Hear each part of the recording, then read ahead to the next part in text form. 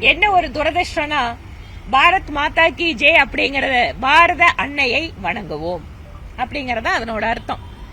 இதுல எங்க போய் மதவெறி வந்ததுன்னு தெரியல. ஒண்ணு.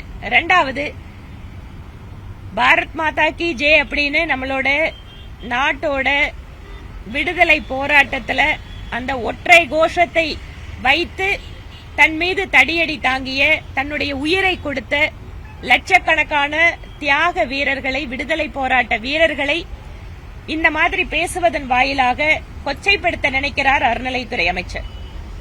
நாடு ஒன்னா இருக்கணும், இந்த நாட்டை பாரத தேவியின் அன்னையாக வணங்குவது அப்படிங்கிறது இன்று நேற்றல்ல.